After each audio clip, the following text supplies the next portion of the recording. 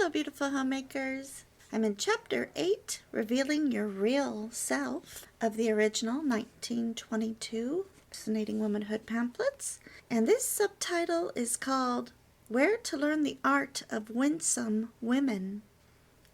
And this is probably going to be a longer video, which is great because people that really are interested will listen, and people that have no idea what we're talking about will probably get bored really quickly. Where to learn the art of winsome women. In this personal observation of yours, record your findings in a notebook. If you go to a photo play, get out this notebook after the show and write a brief description of the various arts of manner, dress, and action by which the heroine emphasized her femininity, by which she made the man feel big and strong. If you can't remember the various devices by which she accomplished this, sit through the show a second or third time until you've made yourself master of her arsenal of allurements. Don't be disappointed, however, at your inability to set down an exact description of her tricks. If that were possible, we should have done it for you. But you can set down a few words that will suggest to your own mind, if not to the minds of others, just the way she acted, and enable you to imitate those actions. Do this not only with charming actresses, but with charming women wherever you find them. And you can also make notes about uncharming people. Try to make friends with these charming women, and by close acquaintance, gain a more intimate familiarity with the artifices of winsome femininity. You will remember that in Chapter 3 we told you to find one such model of femininity and to call her Angela Human, the first name to remind you of her angelic side, and the last of her femininely human side. Familiarize yourself with every wile and stratagem by which Angela Human shows her femininity, and practice these wiles and stratagems constantly. We will now undertake to give you in the shape of exercises a few of the artifices by which femininity is emphasized. And I'm not sure if I've already defined for you what artifice meant in 1922. Today, we kind of think artifice as being fake or cunning, crafty. But in 1922, it was more of a product of art or craftsmanship, workmanship. It talked about, if you were skillful, that was an artifice. So while today it's kind of a negative word, like fake, back in 1922, it just meant skillful. And so they're saying, use skillful tricks, because manners really are an artifice. Even if you don't feel like being nice to someone, you still smile, right? Well, you should. When you're in line at the grocery store and you're not in a very good mood, you don't take it out on those around you. You use manners.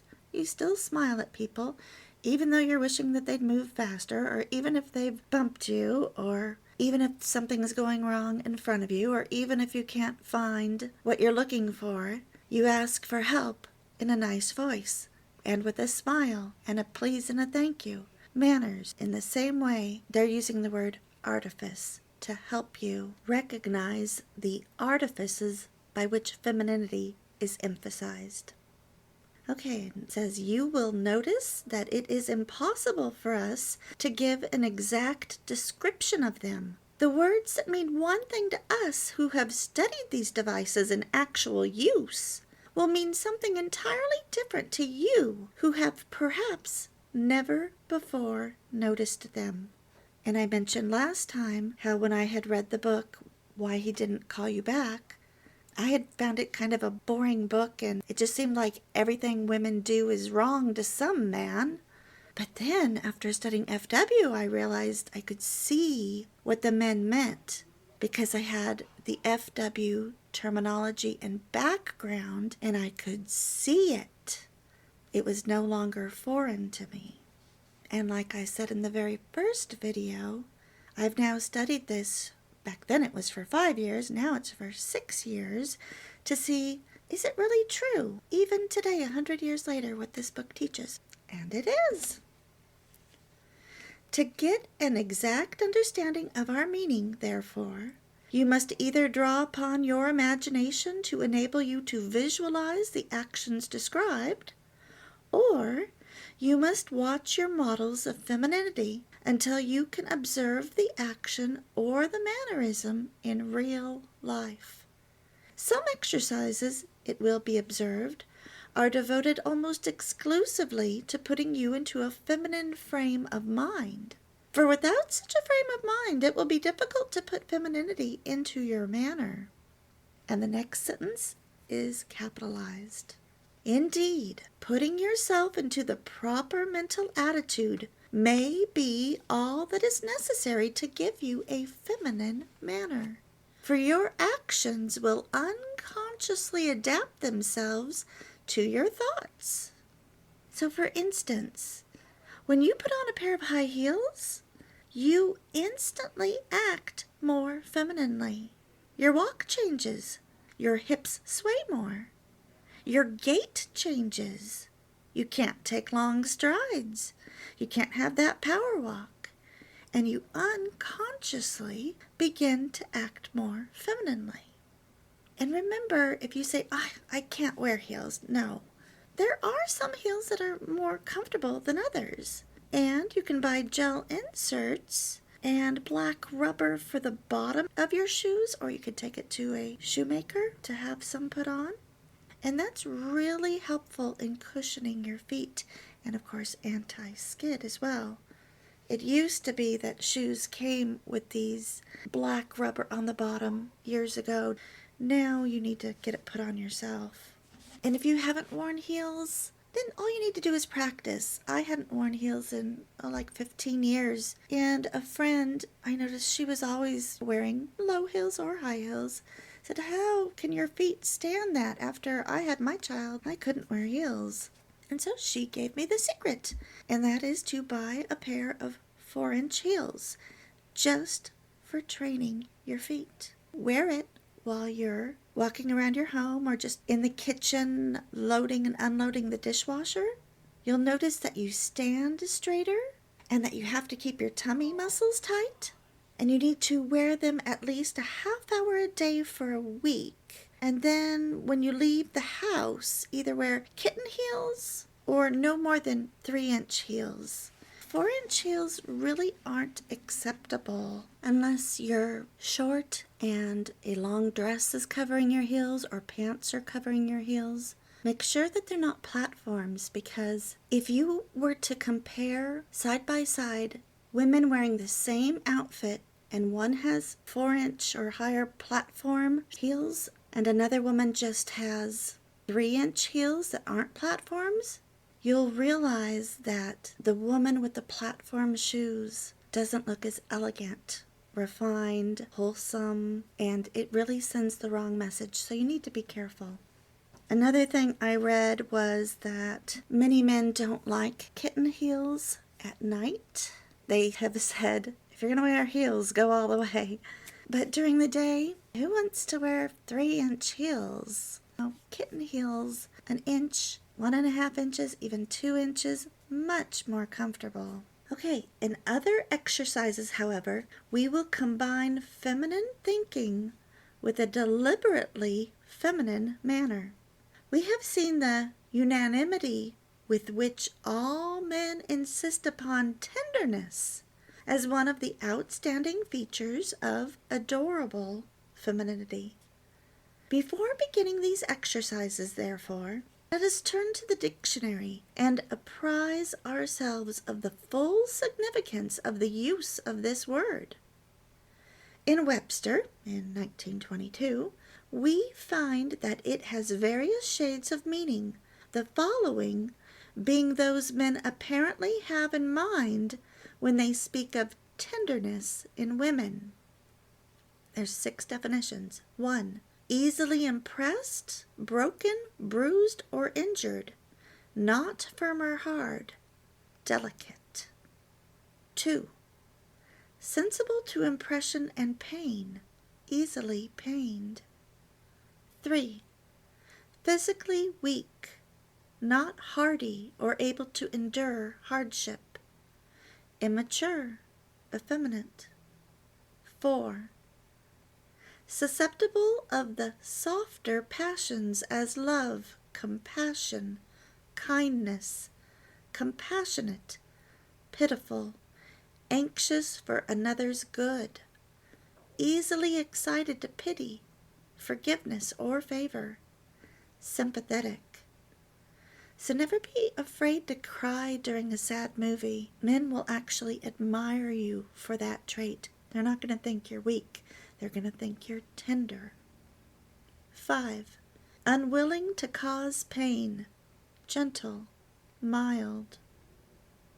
They like the contrast between tenderness and masculinity, and they like to think of women as being the fairer sex, the more gentle and compassionate of the two sexes. 6. Adapted to excite feeling or sympathy, expressive of the softer passions. Under the definition of woman in Webster, we find the following quotation from J. Ledyard. I have observed among all nations that the women ornament themselves more than the men, that wherever found they are the same kind, civil, obliging, humane, tender beings, inclined to be cheerful, timorous, and modest. And under the definition of feminine, we find the following significant words: modest, graceful, affectionate, confiding. The tenderness which man admires in woman, however, is not the tenderness or weakness due to lack of health. That's important. We talked about this in earlier pamphlets. Unhealthiness is unattractive in men and women alike. The tenderness here described is the tenderness of Amelia that we talked about back in pamphlet 1, whose face blushed with rosy health. 14 devices of fascinating womanhood. We are now ready for the exercises. And I have to tell you, when I first read these, I just laughed out loud. I rolled my eyes. I thought, oh brother, I can't read this. But I'm going to. Number 1. Read Sir Roger's description of the widow in the last chapter. Remember the widow in the courtroom. Stand before a mirror in the privacy of your room. Say to yourself, I am just a helpless woman at the mercy of you big, strong men. And in this mental attitude endeavor to imitate the resignation of countenance and the pretty uneasiness of the widow. The charm of her manner was due to the appealing, delicate femininity of her mental attitude. Now endeavor to do as the widow did. Recover yourself from one eye to another, and show your confusion at being stared at. Convey in your eye and manner the following meaning. Can't you see I am just a tender woman, and that my delicate sensibilities are shocked by your rude staring? In the widow's case, these wiles and stratagems won a whole courtroom full of men. See what success you can have with the same artifices. Remember, skillfulness. After perfecting yourself before your mirror, practice them on the family, on the men you know, and upon every man you meet from now on. Continue this exercise until the manner described becomes second nature to you. And since it is a natural feminine trait, it actually isn't that hard to bring up once you have the right mindset. But with this first stratagem, you definitely will have to do some acting. Like I said, when I first read it, I burst out laughing, and then I flushed with embarrassment. It just sounded so silly. But then I remembered when I was reading the Bettina books, there was one character in there, maybe Beth, I can't remember her name now, but that was exactly how she acted. Maybe it was Ruth. So you have to step into character and try on a more feminine role. And let's face it, ladies, this manner does come in handy occasionally. The poor little old me. I've used it before under very trying circumstances. Number 2. We learned in the last chapter that the air of expecting to be loved on and humored is one of the most appealing feminine tricks of all. Stand before the mirror and say to yourself, I expect you to love and humor me. You owe it to me. With this thought in mind, try a pretty pout as much as to say, I thought you liked me. Or stamp your foot and shake your curls as much as to say, I am furious, but what can a little girl like me do with a big strong man like you? See, women that don't do this, they either get furious or they whine and complain. They talk badly instead of saying what they want and how they feel, but doing it in a cute way. After perfecting yourself before the mirror, practice this exercise upon every man you meet and ask him to comply with your whims and notions, all with an air of expecting to be indulged and humored. Many a man has broken his neck trying to comply with the capricious fancies of spoiled femininity. The more capricious the woman, provided her capriciousness is dainty and innocent, the more fascinating she is.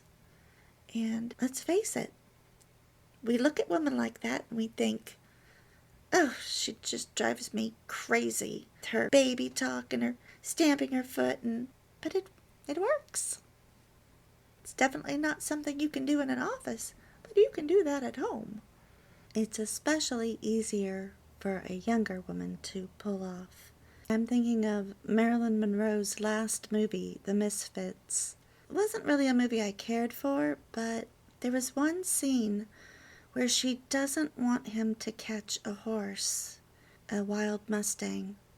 And if she had just said what she wanted sweetly, she was crying and pleading her case, he was actually going to do what she wanted. He wasn't going to catch that horse. But for some reason in the movie, I guess she's thinking that he's not listening to her, so she starts throwing a tantrum, and she starts getting hysterical and yelling at him and just out of control. And so what does he turn and do? He goes and he catches that horse, because he's not going to be told by a woman what to do. And the other man said to her, he was going to listen to you. He wasn't going to do it. But you had to go and try and control him. You had to push him. And now he's going to do it.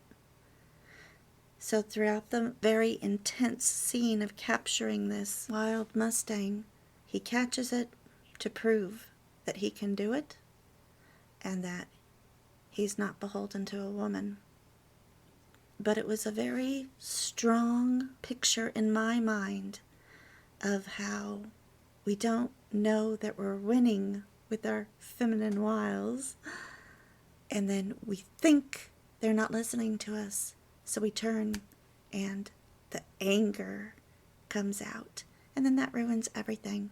So we have to learn to state our piece, be as adorable as possible while doing it. If you're married, there are other stratagems that I'm not going to go into right now about the best time to ask your husband for something. I'm sure you can guess what I'm talking about. But we'll move on to number 3. Turn back to the last chapter and study the paragraph where the darling of the family snatches the paper out of her father's hands and then stands looking at him with pouting lips and rebukeful eyes, as much as to say, is this the way you welcome your poor little girl? This is a stratagem well worth studying and imitating. Practice it until you can do it naturally, at first before your mirror, and then when you are sure of your ability to carry it off with the proper air, upon some member of your family. The general idea of this exercise can be adapted to many other circumstances. Use every opportunity to do so. So honestly, when I read this, I can't see doing this because it seems more childish than childlike, unless you are a teen girl as in that story, and yet probably one day I'll find myself doing it. Been the case for all these things that I've poo-pooed in the past. Number 4. Study the part where the family darling assumes a deeply injured air, as much as to say, "You don't appreciate my kindness to you." Practice this air until you can put it on whenever you are being teased or cajoled. Now, this injured air is certainly more winsome than yelling, and it definitely works. If, however, a man has just hurt your feelings and you can't pull this off, then you just say, "Ouch." Ouch works really well. Number 5. Study the part where the timorous thing pauses tremblingly at the curb, afraid to trust herself among the heavy traffic. Wherever you have an opportunity, when men are around, display a similar dainty timidity, a similar dependence upon them for guidance, a similar helplessness. The appearance of a mouse, a stray dog, a bug, or a spider of some kind, or the silence of a dark night, or the crash of thunder, or the presence of suspicious-looking men, or any other occasion for the display of timorousness, is a real opportunity and should never be neglected. This exercise should be practiced, therefore, whenever the opportunity offers. If necessary, go out of your way to seek such opportunities. Now that reason, believe it or not, I've heard men say this, and even my dad laughed, because he knew it was true when I heard someone else explaining this. This is actually why men like to take women to scary movies when dating, or why they drive too fast. They love to scare us when they aren't scared, because it makes them feel masterful.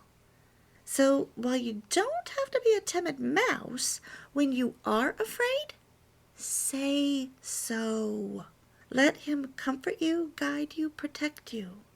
I was really scared at one part of my vacation in Washington, D.C. when it was dark and we were walking to our hotel.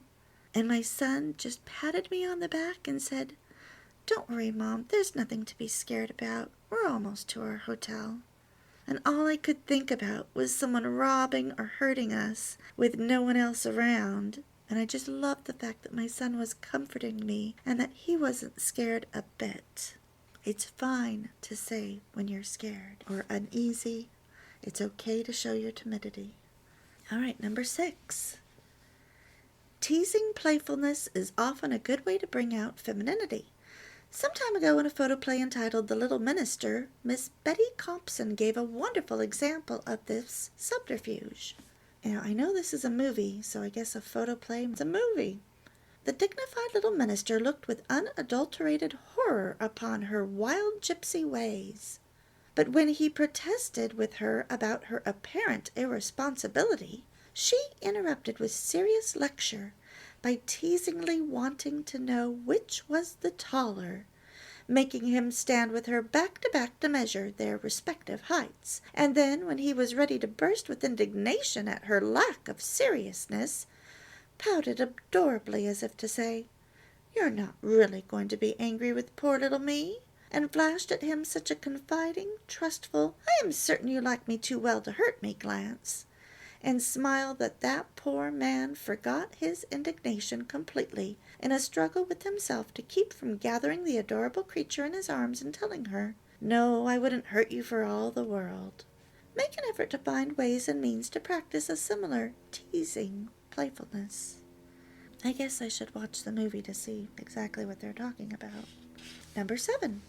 Impulsively showing trust and faith in a man, and then realizing in confusion and embarrassment that your trust has been a little too obvious, is another favorite device. The following brief extract from the novel Vanity Fair is an example of this. Rebecca Sharp is rebuking Joseph Sedley for tricking her into eating hot peppers. "I shall take good care how I let you choose for me another time," said Rebecca, as they went down to dinner. "I didn't think men were fond of putting poor, harmless girls to pain." "Miss Rebecca, I wouldn't hurt you for the world." "No, I know you wouldn't." And then she gave him ever so gentle a pressure with her little hand, and drew it back quite frightened, and looked first for one instant in his face, and then down at the carpet rods, and I am not prepared to say that Joe's heart did not thump at this involuntary, timid, gentle motion of regard on the part of the simple girl. Notice her mental attitude. Does she not betray it when she calls herself a poor, harmless girl? Notice, too, the involuntary and impulsive appearance she gives to her pressure on his arm, and then her instant and obvious timorousness and confusion. Can anything be better calculated to bring out the contrast between her tender, trusting femininity and his firm and confidence-inspiring manhood? This is an exercise requiring intelligent and cautious application to differing circumstances, but it is highly effective. And oh, exclaims Thackeray, what a mercy it is that women do not exercise their powers oftener. We can't resist them if they do. Now it sounds like number 7 should only be used by a woman who is really fond of the man. And really, I don't think this is artifice at all. It is very natural. It doesn't require skill. It's very natural for a woman to give these little clues to the men she likes. And it may not even be a man you like romantically, just a man you admire, a man you're comfortable with. Number 8. There is another word that is always upon men's lips when speaking of attractive womanhood, the word demure, which usually has the meaning of affectedly modest, decorous, or serious, making a show of gravity. But this demureness is supposed to cover mischievousness, playfulness, and smothered gaiety. Stand before the mirror and put on such a demure air with the corners of your lips struggling to suppress a smile of mischief, and your eyes dancing in an otherwise grave face. This is a contrivance well worth practicing and mastering. It has great attraction for men. And I did this the other day with the man I was talking to. I was saying that I had made a mistake on a form, and I wondered if the mistake would cause a problem for me. Then I play-acted, just like the book said, without even having read this chapter, and I put on a demure face, and with big eyes I said, "I'm just a little simple homeschooling mom who didn't know any better." And then we both burst out laughing. There is an episode that immediately came to mind of The Saint, that old black and white TV show. It's on YouTube, and it's called The Frightened Innkeeper. And in it, he tells her explicitly to keep out of the cellar. Does she listen? Of course not. She immediately, upon leaving his presence, goes into the cellar. And when she has to confess to it, she gives a demure look, and then he lets her off the hook. Now, when I first saw that scene, I didn't like it. I didn't think it was played well at all until I read this chapter. And I think their timing was a bit off. He lets her off the hook way too easily. But she's standing there very serious while he's dressing her down for going into the cellar and disobeying him. And she's got this serious look on her face. But then she's looking up just with her eyes and trying to keep a smile off her face and the grin out of her voice and saying something like, "You're getting mad at me for getting the information we need?" And so he lets her off the hook because, of course, her going into the cellar worked and she didn't get into any trouble. Okay, number 9. An exceedingly feminine woman, when meeting a man, will often begin to speak with great eagerness and unconsciousness. And then, when the man's response becomes just as eager, or when his eyes have looked into hers, will stop short in her flow of speech, drop her eyes in confusion, and suddenly become self-conscious. Sometimes she even succeeds in blushing. Her attitude seems to say, I had forgotten that you were a man. You oughtn't to take advantage of my innocent girlishness in this way. Practice this little act before your mirror, and then try it out on the men until you have become adept at it. And again, this is so natural that I don't think many of you will even need to practice it. Just become aware when it happens to you. It happened to me a few weeks ago. I was really engaged in conversation, and then it seemed like I caught myself, and I was like, am I being too eager? Am I sending the wrong message? This exact thing, happened to me. So it definitely wasn't artifice with me. It was very natural. Okay, number 10. Shaking hands is an art form with a feminine woman. She will begin eagerly and confidingly, then suddenly seem to realize it is a man's hand she is holding and begin shyly drawing her own hand away. Nothing can be better designed to remind the man immediately of the contrast between her feminine shyness and modesty with his manly thoughtlessness and indifference. It cries out loudly to him, "Watch your step. Here's a dainty and tender woman." Learn to do this with naturalness and practice it everywhere. Now, this is true, but of course it can never be done in business. Personally, I've always tried never to shake anyone's hand because I don't like to. I stopped that a long time ago.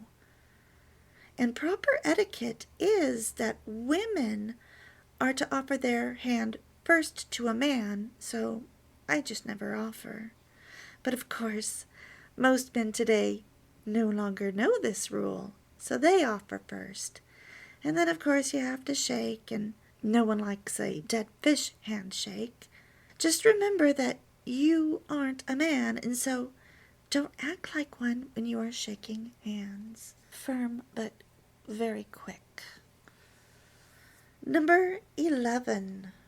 Another device is to become so interested in what you are saying or in what is happening that you put your arm, though ever so lightly, upon the man's coat sleeve.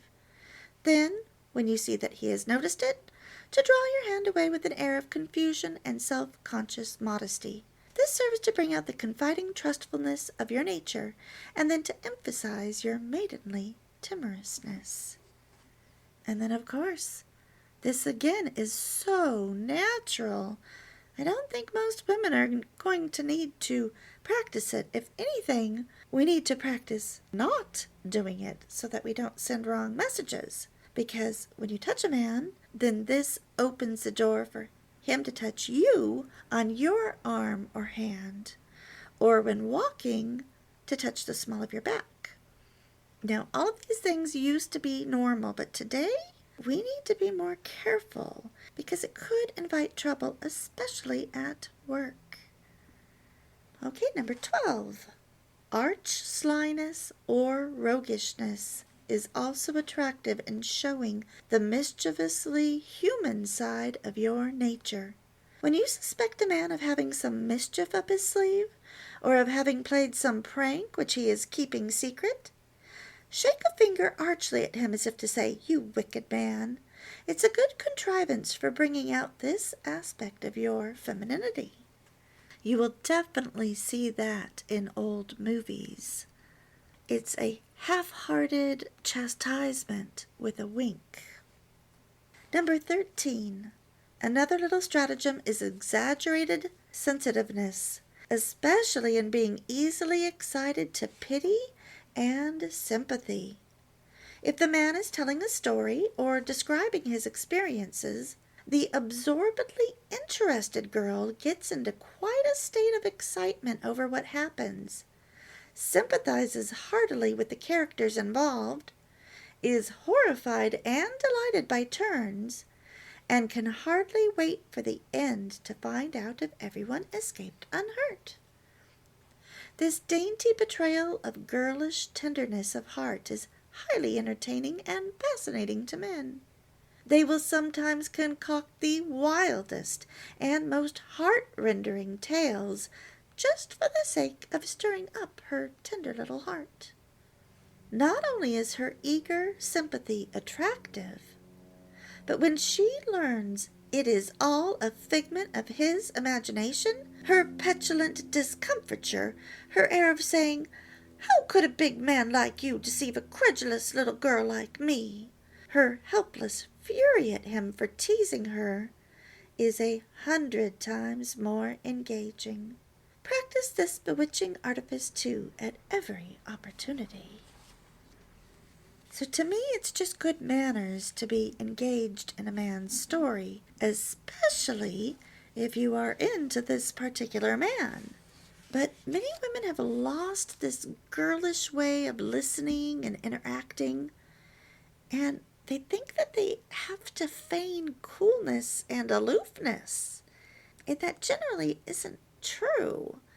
But if the young man is a prize that has many women fawning over him and his stories, then aloofness can be attractive to him, especially if the story really wasn't a great one and these women are fawning all over him.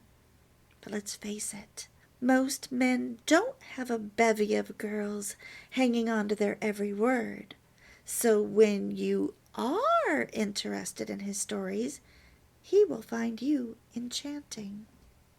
Chances are high that whatever man you're talking to will be nervous in your presence.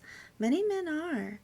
And so when you really give this undivided attention to his stories, then he'll become more relaxed and his true nature will emerge. So it really begins with your artifice, your skillfulness in drawing him out. And for women who don't like doing this, well, guess what? This is how the game is played. This is how the flirting game is played. This is how it works. And some women, they actually don't understand that. They say, well, I don't want to listen to him. Well, then he's definitely not the man for you. But if you're not going to listen to any man at all, you're never going to break down his defenses and get to know him. This is how it's done. Other women will say, well, I don't like to make small talk. The world revolves around small talk. You have to have small talk to get to big talk. I'm sure most of you are saying, duh, but there are a lot of women that don't realize that. So I'm stating it. Okay, number 14, the last one. The following passage from The Cloister and the Hearth by Charles Reade illustrates one of the most telling stratagems of femininity. And this is a little bit long. Then came a little difficulty. Gerard the adroit could not tie his ribbon again as Catherine, his mother, had tied it. And I think it's like a ribbon tie. Margaret, after slyly eyeing his efforts for some time, offered to help him. For at her age girls love to be coy and tender, saucy and gentle by turns, and she saw she had put him out of countenance but now. Then a fair head, with its stately crown of auburn hair, glossy and glowing through silver, bowed sweetly towards him, and while it ravished his eye, 2 white supple hands played delicately upon the stubborn ribbon, and moulded it with the soft and airy touches. Then a heavenly thrill ran through the innocent young man, and vague glimpses of a new world of feeling and sentiment opened on him. And these new and exquisite sensations Margaret unwittingly prolonged. It is not natural to her sex to hurry aught that pertains to the sacred toilet. Nay, when the taper fingers had at last subjugated the ends of the knot, her mind was not quite easy till, by a manoeuvre peculiar to the female hand, she had made her palm convex, and so applied it with a gentle pressure to the centre of the knot, a sweet little coaxing hand-kiss, as much as to say, now be a good little knot, and stay so. The palm-kiss was bestowed on the ribbon, but the wearer's heart leapt to meet it. There, that is how it was, said Margaret, and drew back to take one last keen survey of her work. Then, looking up for simple approval of her skill, received full in her eyes a longing gaze of such ardent adoration as made her lower them quickly and color all over. An indescribable tremor seized her, and she retreated with downcast lashes and tell-tale cheeks, and took her father's arm on the opposite side. Gerard, blushing at having scared her away with his eyes, took the other arm, and so the two young things went downcast and conscious, and propped the eagle along in silence. Notice the trustfulness with which Margaret undertakes the intimate task of tying the strange young man's tie, the confiding, innocent unconsciousness while the task is being completed. Then the sudden self-consciousness and appearance of timidity, modesty, and maidenly confusion. Here you have the same artifice used in exercises number 7, 9, 10, and 11. Compare these exercises and observe the different circumstances under which the same artifice can be used. Practice doing things for men as Margaret did in this case, at first unconsciously and then suddenly becoming conscious and confused when you perceive that the man is noticing you. Devise different ways to practice this dainty little stratagem under many different circumstances. There is nothing like it to contrast your maidenly modesty with the man's obdurate insensibility on such occasions, to make the man conscious not only of your femininity, but what is 100 times more pleasant to him, conscious of his own contrasting manhood, before which maidens become self-conscious. So again, this is a natural feminine reaction to being watched closely by a man when you find him pondering you.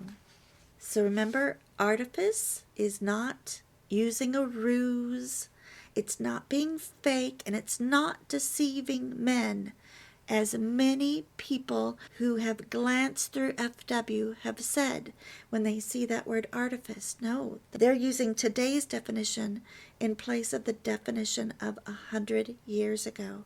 The meaning of the word has changed. Artifice means a skilled piece of workmanship. So this book is saying to practice being helpful to men. And if you discover that they are watching you intently, when you naturally blush and pull away, don't be embarrassed, because in admiring your femininity, it makes them feel more masculine, which is the most pleasant feeling for them. And when men see you as more feminine than other women around you, they will simply treat you with more care and more tenderness. And to illustrate that point, I want to tell you a quick story that I've told before, so if you listen to all the videos, you've heard this, but there is a Ferris Wheel several cities over. And once when my young son was with me, while we were in line, I watched how the man who was running it acted towards all the women and children who were climbing into the Ferris wheel. He didn't do much. He just opened the car door, and then the children and women would climb in. Now, obviously, I wasn't expecting any help in, but this time, for me only, he held the car door while my son climbed in. Then he gave me his hand and helped me in. He also made sure that we were properly buckled in, and he hadn't done this for any other woman. Then, when our ride was over, he gave me his hand and helped me out. So then we got ice cream, and I watched this man to see if he would help any other woman, and he did not. So why did he help me? It was simply because I was wearing a long white skirt. That's why. I was feminine, and his natural masculine instincts led him to help me. And then a while later, we rode the Ferris wheel again. Same man. He did not help me because I was in pants. Even though we're not quite at the end, we have completed the 14 examples. And so I'm going to end the video here and we'll pick up next time.